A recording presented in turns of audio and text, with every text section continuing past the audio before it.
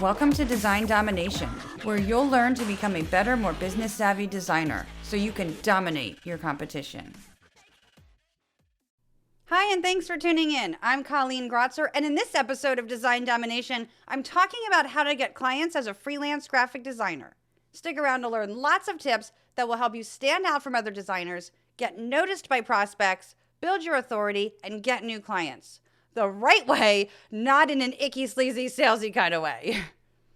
One of the most commonly asked questions that I get is, how do I get clients? It's hard because you're wearing all the hats. And when you're busy focusing on design work, you're not focused on getting clients, and then you get into that feast or famine cycle. One way to get clients, of course, is through outreach, meaning you reach out to them one-on-one. And I actually did an episode about that called How to Reach Out to Potential Clients the Right Way, where I went into what to say to a prospect. And that's all fine, and you can do that. But I want to help you to get freelance design clients coming to you. I want to help you get in front of more potential clients at once and without feeling salesy or sleazy. So these tips will get you in front of your audience on a much larger level, not just an individual business one at a time. These will really maximize your marketing efforts. But before you start going after clients, it's important to identify your audience because your audience is not everyone. I know you will tell me it is, but it's not. And I get it. And I used to think the same way. You know, if you can design for this business, then you can design for that business. Well, yes, you can, but not knowing your ideal client makes your marketing harder because when you market to everyone, you're targeting no one. You're not necessarily speaking their language or understanding their particular needs. And so your efforts are diluted. I can't tell you how many years I struggled with using certain words in my copy. Organizations and nonprofits, donations versus businesses and sales, they both use different words. And it was exhausting. I just needed to pick one and stick with it, and I finally did. So think of who your ideal client is and try to narrow it down somehow by the type of business or the industry or the type of work that you do and want more of. This will not only help with your marketing, it will help you figure out where your ideal clients are online. Because if you don't know who they are, how do you know where to find them? Another way to get clients is through your LinkedIn profile. This is your online resume, so you want to be sure to keep it up to date with your jobs, skills, contact information, and your design work.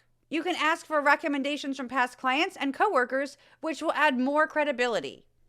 Connect with past coworkers, colleagues, past clients, and potential clients that are relevant to your work and the industry that you want to work in. Showing your work is another way to get clients. Your work should be on your website and, like I said, your LinkedIn profile, but you could also consider portfolio sites such as Dribbble, Behance, Coroflot, Sortfolio, or hire an illustrator. But just because you build it does not mean they will come. So you need to be sharing your work in at least monthly emails or social media posts. I know you may groan over this next suggestion, and that is creating content. But hear me out.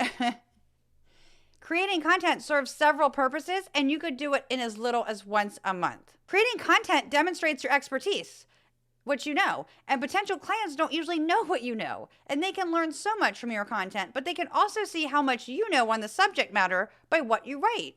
It also helps potential clients understand that they have a problem. For instance, I recently wrote a blog post about how passing the Acrobat Accessibility Checker does not mean a document is accessible. And I decided to write about that because I have lots of clients who think it does mean that. So they think they've been creating accessible documents when they really haven't been. Your content should also lead potential clients to you. Your content should always be relevant to the services that you're providing.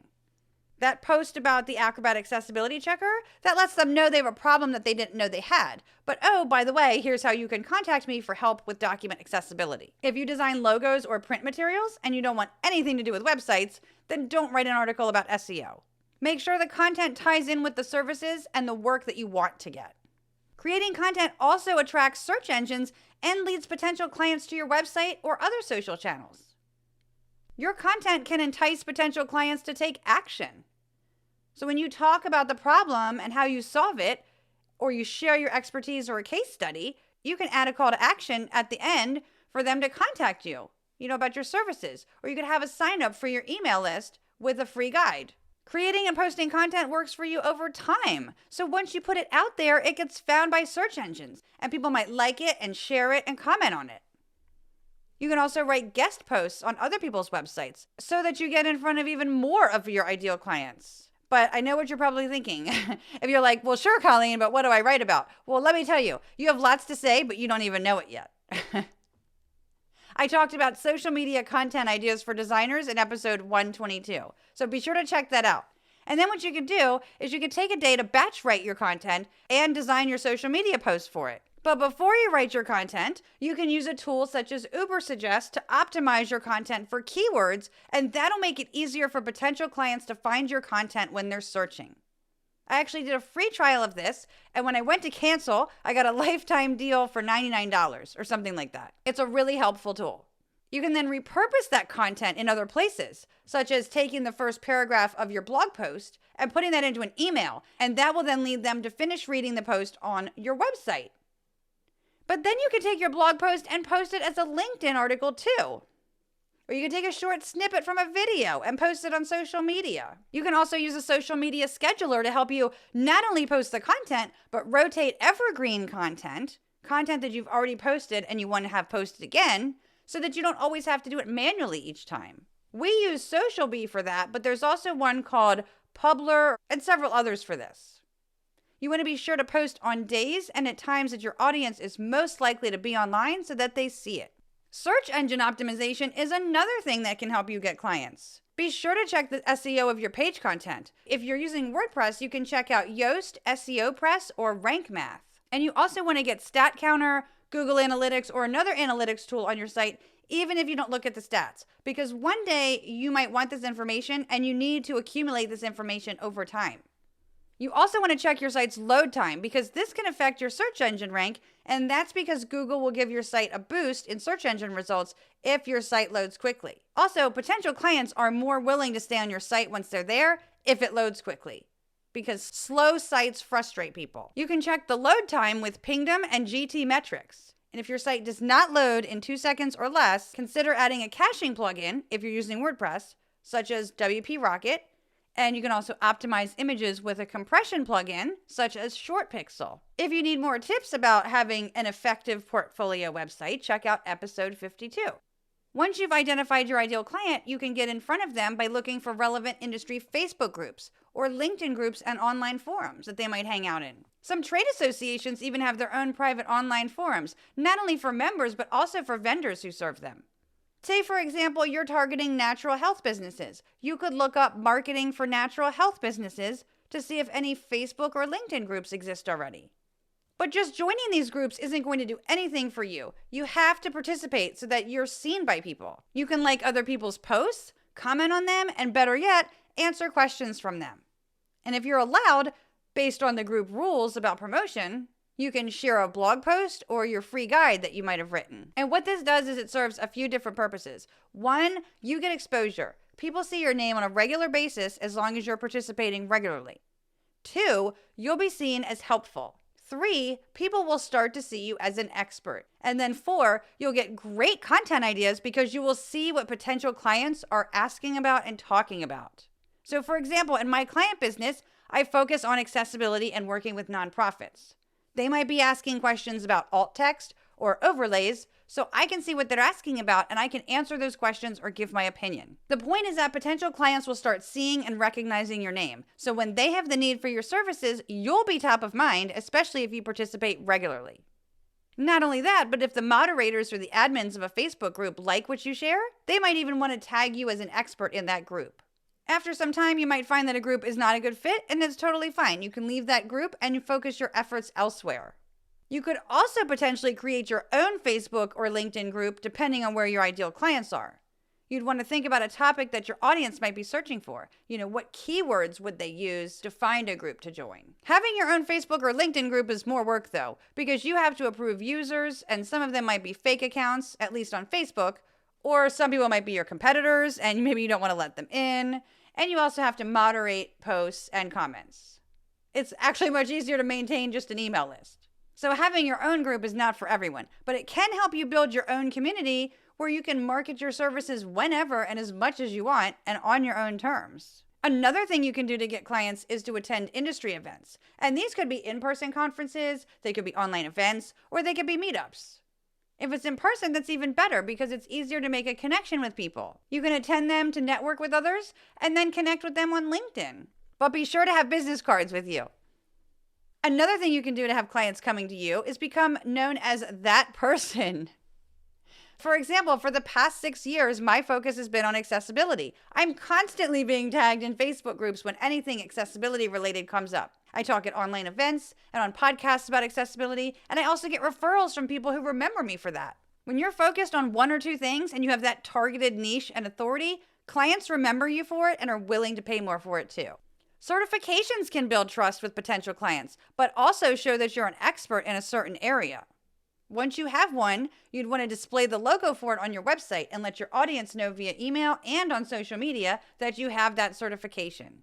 Something else you can do is join those trade associations I mentioned earlier, and then ask if you could present a talk or a webinar on a topic that would be interesting and helpful to the audience you're trying to reach. It also should be something that will help you be seen as an expert in that area. You don't want to do a talk just to do a talk. You want to do a talk about something that you want to potentially get work for. If you're all about logo design and branding for, say, restaurants, you could do a talk that is targeted toward restaurants specifically, such as 5 mistakes restaurants make with their branding. Now, even if you could do the same talk for any industry, tailor it to who you're going to be speaking to.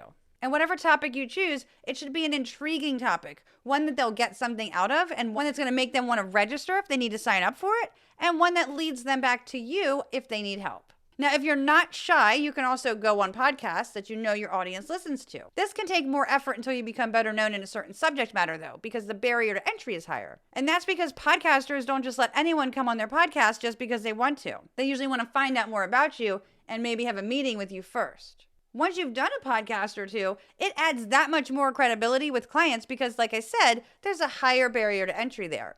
You're also able to reach a larger audience and get your name out there in a short amount of time, which is really the time it takes to prepare your talk and give it, and then maybe answer some questions afterwards. That episode is then out there for perpetuity, so the benefits are ongoing because you can promote it at any time again and get like a boost from it, from sales or publicity. Once I've done a speaking gig or podcast, I always ask if I can use their logo on my website, and then I link back to their site. Potential clients will see this, and then it builds trust and authority. Another great way to get clients as a freelance designer is to collaborate with others that offer similar or complementary services and who have an audience that you share or want to get in front of. So for example, if you're a logo designer, you might want to collaborate with web designers who might need a logo design for their clients from time to time. You can also ask for referrals from colleagues and from clients. When a client has already invested time and money into working with you and they recommend you to others that they know, or they give you a good testimonial, that carries a ton of weight and it does your marketing for you at no cost. So having said that, it's important to always take on work that's a good fit for your skills and expertise and do it well and on time so you get those referrals. It's also crucial to ask for referrals from clients that you liked working with. Forget the bad clients, because the bad clients usually refer other bad clients. Now, this is old school, but because of that, it leaves an impression because most designers are not doing this. And that's after you finish a project with a client that you enjoyed working with, you might want to send them a thank you gift or a thank you card. Now, if you do send a card, I suggest handwriting it and investing in some envelopes that are one of your brand colors. I get mine at the Paper Mill store online. It will not only stand out in the mail that your client receives, which will increase the chance of it even being opened in the first place, but it will remind them of you. Clients not only appreciate this type of gesture, but it leaves a lasting impression. When you go to present a proposal, don't just send it off and leave it to them to review or leave it up to their interpretation. You can create a short video walking them through it or present it in person or on a live video call. A potential client was so impressed with my proposal and how I presented it with a short video of myself and a screen sharing, walking them through the proposal, that they actually referred me to their coworker. And that coworker just awarded us a 5-figure project. My friend John Falk presents his proposals with the client live, and he too has a high acceptance rate of getting work from that. You can also impress potential clients by asking the right questions and asking questions that most designers aren't asking. So instead of asking what they want the design to look like, ask questions that relate to their goals and strategy instead. I've actually got a free guide on this, 17 questions that you must ask during a design consultation, and that will help you do just that. You can grab that at creative-boost.com/questions. If you have any tips for getting clients and getting clients to come to you, let me know in a comment or send me an email at colleen@creative-boost.com.